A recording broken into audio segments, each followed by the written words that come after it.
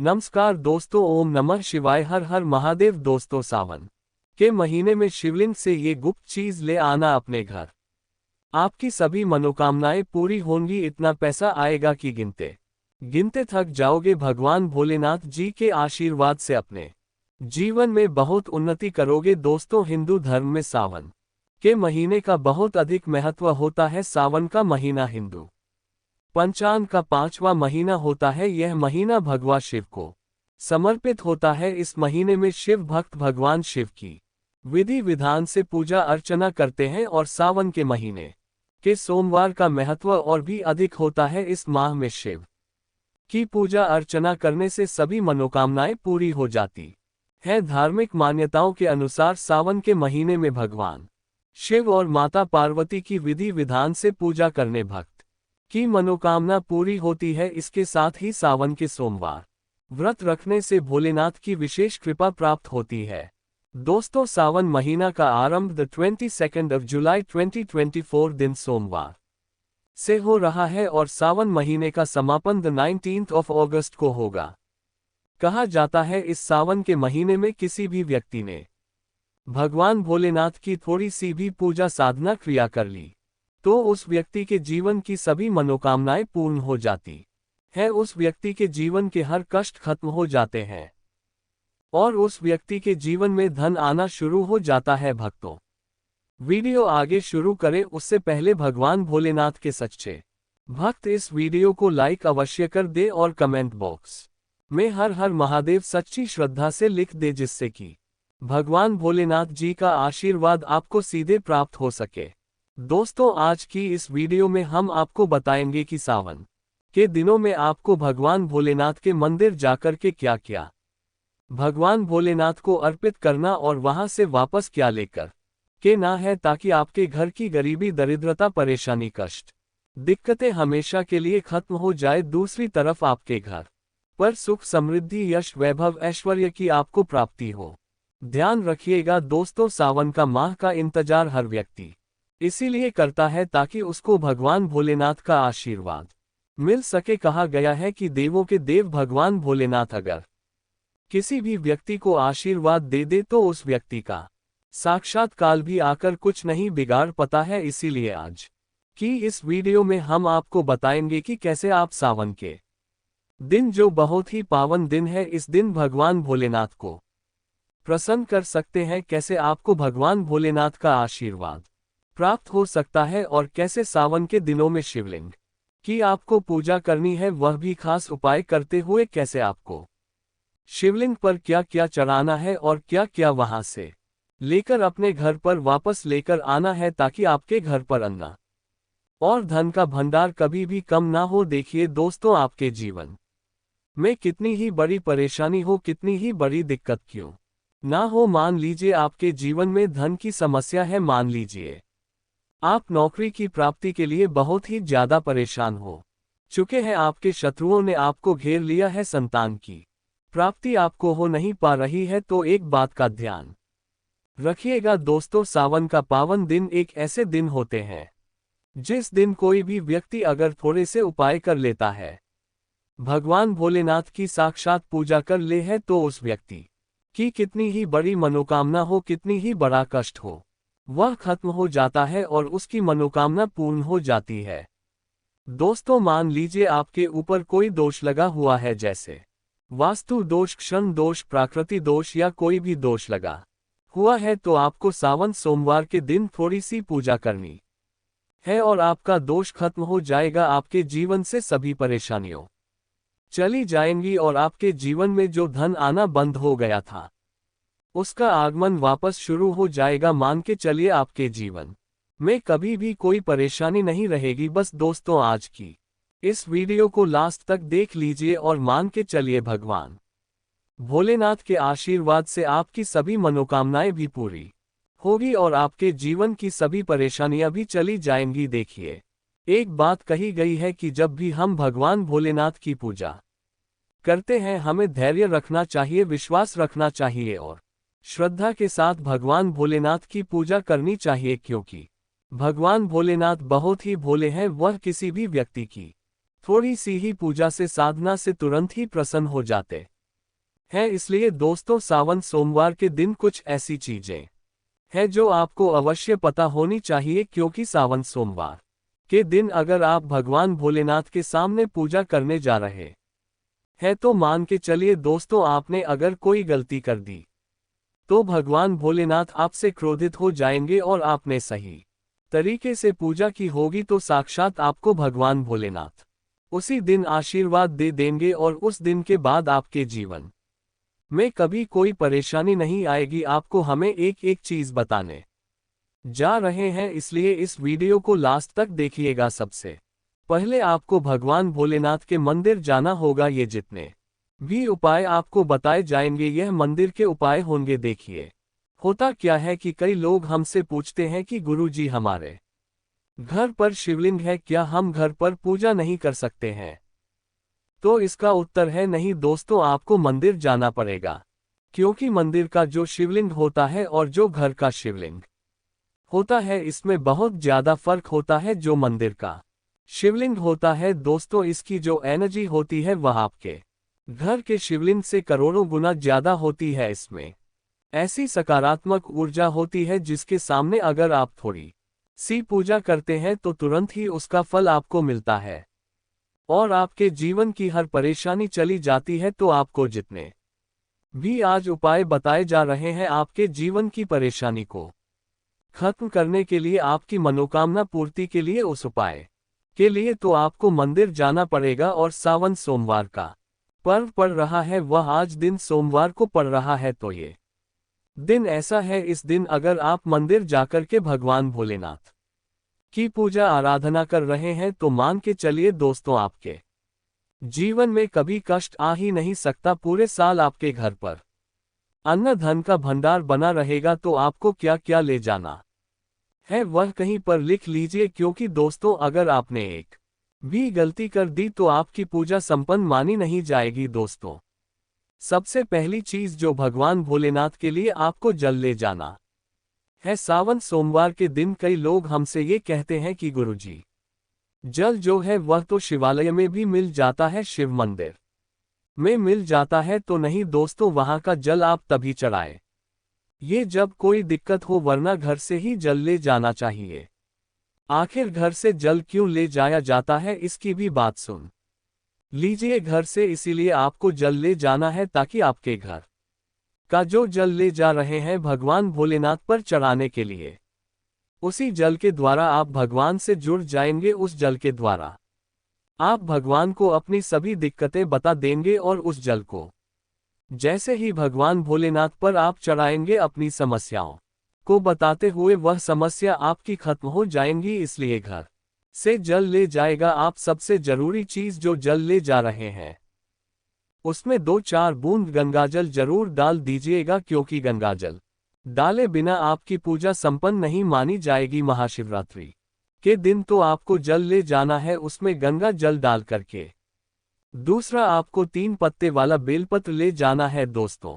बेलपत्र बहुत ही शुभ होता है। आपने अगर मान लीजिए एक तरफ 1 हज कन्याओं को खाना खिलाया है, दूसरी तरफ भगवान भोलेनाथ को बेलपत्र चढ़ाया है, तो ये दोनों बराबर माने जाते हैं, इसलिए बेलपत्र जरूर ले जाएगा। तीसरा, आपको सफेद पुष्प ले जाना है। सफेद पुष्प भगवान भोलेनाथ को चढ़ाए जाते हैं, इसीलिए सफेद पुष्प पर भगवान भोलेनाथ के लिए आपको ले जाना है सावन सोमवार के दिन, ताकि भगवान भोलेनाथ का आशीर्वाद आपको मिल जाए, जिसके बाद आपके जीवन की हर परेशानी खत्म हो जाए। दोस्तों, सफेद चंदन ले जाना अनिवार्य होता है सावन सोमवार के दिन। और ध्यान रखिएगा दोस्तों कि भगवान भोलेनाथ को अगर आप दूध अर्पित करने जा रहे हैं तो एकदम कच्चा दूध होना चाहिए, पका हुआ दूध नहीं होना चाहिए, कच्चा दूध होना चाहिए। अब आपको और क्या क्या ले जाना है देखिए। अगर आप चाहते हैं कि आपकी हर मनोकामना पूरी हो तो एक डिब्बा लीजिए, उसमें काली मिर्च भरकर ले जाइए। देखिए, बहुत ध्यान से सुनिए, जितनी आपको बातें बता रहे हैं। एक डिब्बे में काली मिर्च भर के एक लाल कपड़ा लीजिए, उसमें लौंग कपूर, इसको मौली धागे से बांध करके आपको अपनी जेब में रखकर के ले जाना है। सिर्फ इतनी चीज आपको ले जानी है आज के दिन को अब आपको पूजा कैसे करनी है, चलिए आपको बताते हैं। बहुत ध्यान से लास्ट तक देखिएगा और जितनी भी चीज आपको बताई जा रही है इन चीजों को आपको ले जाना है और शिवालय से वापस लेकर आना है अपने घर पर, ताकि आपको धन की प्राप्ति हो सके, आपकी कोई भी मनोकामना हो वह पूर्ण हो जाए। भक्तों, आप पहले जाएंगे मंदिर, सबसे पहले आपको इस बात का ध्यान रखना है मंदिर जाने से पहले ही काले या नीले कपड़े का धारण करके मंदिर ना जाए, वरना भगवान भोलेनाथ का आपको क्रोधित रूप देखना पड़ सकता है। सबसे पहले आपको ये करना है कि पतली धार बनाते हुए जल भगवान भोलेनाथ को अर्पित कर देना। बहुत ध्यान से सुनिए भक्तों, पतली धार बनाते हुए भगवान भोलेनाथ को जल आपको अर्पित कर देना है। अब आपको ये करना है दोस्तों कि भगवान भोलेनाथ को चंदन लगाना है। चंदन लगाने के बाद भगवान भोलेनाथ पर 3 पत्ते वाला बेलपत्र रखना है। 3 पत्ते वाला बेलपत्र रखने के बाद आपको भगवान भोलेनाथ पर सफेद पुष्प अर्पित कर देना है। सिर्फ इतना आपको करना है। दूध अगर आप चढ़ाना चाहते हैं तो दूध भी आप चढ़ा सकते हैं, इतना आपको करना है। इतना करने के बाद आपको वहां पर खड़े होकर 108 बार, बहुत ध्यान से सुनिए, 108 बार आपको ओम नमः शिवाय का जाप करना है। या तो आप 108 बार कर लीजिए या 1008 बार कर लीजिए। ये 3 ऐसी चीज है जो आपको करनी है, इतना करना है। अब आपको क्या करना है, एक डिब्बा जो काली मिर्च का आप ले गए हैं, उस काली मिर्च के डिब्बे को आपको शिवालय के जो गिरता हुआ शिवधारा है, जो शिवलिंग से वहां पर पानी गिर रहा है, उसी शिवहरि के पानी से आपको छू आना है और अपनी जेब में वापस रख लेना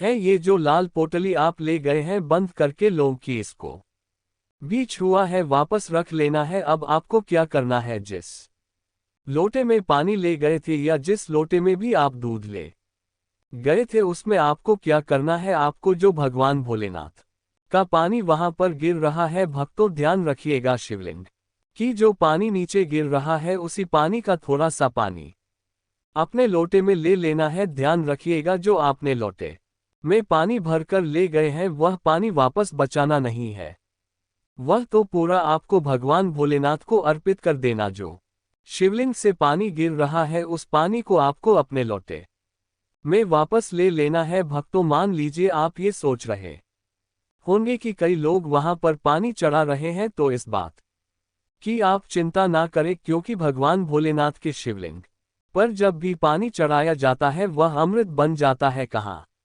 जाता है, कई देवी देवता शिवलिंग के पास अदृश्य रूप में खड़े होते हैं, ताकि शिवलिंग से गिर रहा पानी वह धारण कर सके। इतना पवित्र होता है शिवलिंग से गिरता हुआ पानी।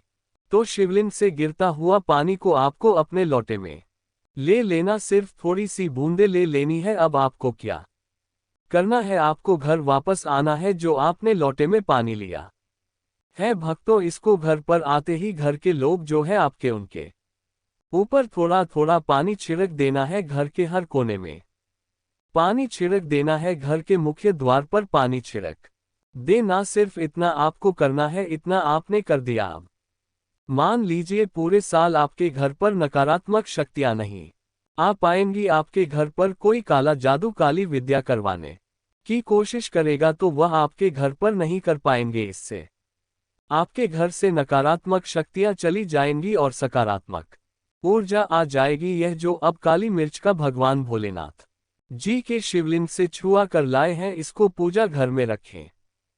ये जो काली मिर्च का डब्बा है आपके पास, इसे कभी भी आप किसी शुभ कार्य के लिए निकले, जैसे मान लीजिए आप बिजनेस मीटिंग के लिए जा रहे हैं, नौकरी की प्राप्ति के लिए जा रहे हैं, काली मिर्च घर के मुख्य द्वार से पहले रख के उसको कुचल हुए निकालिए। मान के चलिए आपके काम में जो भी बाधा आने वाली होंगी, वह बाधाएं भगवान भोलेनाथ के आशीर्वाद से अपने आप है हट जाएंगी, और आप जिस कार्य के लिए भी जाएंगे उस कार्य में आपको सफलता मिलेगी। दोस्तों, भगवान भोलेनाथ का यहाँ पर आपको साक्षात आशीर्वाद मिलेगा सावन सोमवार के दिन, और आपके जीवन से हर परेशानी चली जाएगी। सावन सोमवार की रात आप अपनी सभी प्रकार के बुरी अनिष्ट शक्तियों से छुटकारा पा सकते हैं। जो लोग भोलेनाथ माता पार्वती की पूजा करना चाहते हैं वह इस दिन अपने घर पर पर्त का शिवलिंग रख लीजिए। अभिमंत्रित होना चाहिए जो भी शिवलिंग आप रखें,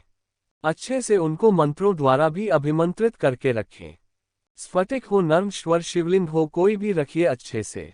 उनको भोलेनाथ को अपने घर पर ही पूजन कीजिए, एक लोटा जल चढ़ाकर, क्योंकि मंदिरों में बहुत भीड़ भाड़ होती है और सावन सोमवार पर यही भीड़ का नज़ारा बहुत ही खूबसूरत लगता है। कोने कोने में शिव भक्त है। अगर आप मंदिर में नहीं जा सके या ठीक से जल नहीं चढ़ा पाए तो घर में ही शांति से आप पूजन करें। गन्ने का रस हुआ, पंचामृत हुआ, इससे आप इस दिन भोलेनाथ का अभिषेक कीजिए। दूध, दही, घी, शहद, शक्कर, पंचामृत बना करके अभिषेक कीजिए दोस्तों। फिर भोलेनाथ का श्रृंगार कीजिए, चंदन चढ़ाई, अक्षत चढ़ाई, जनेऊ अर्पित कीजिए, थोड़ा सा चंदन का इत्र, क्योंकि चंदन का इत्र विशेष रूप से शिव शंभू को बहुत प्रिय है, तो वह आप अर्पित कीजिए। उनके पसंदीदा पुष्प चढ़ाए, आंकड़े की माला से उनका श्रृंगार कीजिए दोस्तों। कनेर के सफेद पुष्प चढ़ाए, कमल हुए, गुलाब हुए, बेल हुए, यह फूल उनको बहुत प्रिय है, यह अर्पित करें। और 5 बेलपत्र अवश्य चढ़ाएं आप इस दिन, चाहे तो या जो आपके पास बेलपत्र है उसी पर आप श्री श्री लिख करके या ओम नमः शिवाय या राम राम लिख करके अर्पित कीजिए। जो चिकना भाग होता है उस पर लिखिए और यह सीधा शिवलिंग पर अर्पित हो। इस प्रकार से आपको बेलपत्र चढ़ाने चाहिए दोस्तों। आप विशेषकर इस बात का ध्यान रखें कि कटे फटे बेलपत्र ना हो। जो व्यक्ति अधूरी चीज भगवान को अर्पित करता है तो उसे भी कटे फटे पत्तों की तरह ही कटा फटा फल ही प्राप्त होता है। इसीलिए कभी भी अपूर्ण सामग्री अर्पित ना करें। दोस्तों कहते हैं कि जब भोलेनाथ ने गले में विष धारण किया था तो आदि शक्ति मां के कहने पर देवताओं ने भगवान शिव के सिर पर भांग, धतूरा, बेलपत्र आदि रखा और निरंतर जल अभिषेक किया था, जिसकी वजह से उनके मस्तिष्क का ताप कम हुआ था और उस समय से ही भोलेनाथ को भांग धतूरा चढ़ाया जाता है। और यह बात भोलेनाथ के भक्तों में बहुत कम लोगों को ही पता है कि इसी कारण शिवलिंग पर भांग धतूरा चढ़ाया जाता है। दोस्तों अगर आपके घर में शिवलिंग है तो आज के दिन आप चाहे तो शिव जी का त्रिशूल हुआ, डमरू हुआ, ये भी आप उनको अर्पित कर सकते हैं। शिव के डमरू की दमदम की ध्वनि मंगल गुरु से संबंधित होती है, क्योंकि चंद्रमा उनके मस्तक पर विराजमान होकर अपनी क्रांति से अनंत आकाश में जटाधारी महामृत्युंजय को प्रसन्न करता है और बुध आदि ग्रह है इसमें संभव से सहायक होते हैं। तो यह आज के दिन डमरू अर्पित करे। भोले बाबा का डमरू आप धारण भी कर सकते हैं। अभिमंत्रित करके आप अपने शरीर पर छोटा सा चांदी का डमरू धारण करें। भक्तों अगर आपको ये जानकारी अच्छी लगी हो तो वीडियो को लाइक कर दीजिए और कमेंट बॉक्स में सबसे दिल से हर हर महादेव लिख दीजिए। धन्यवाद।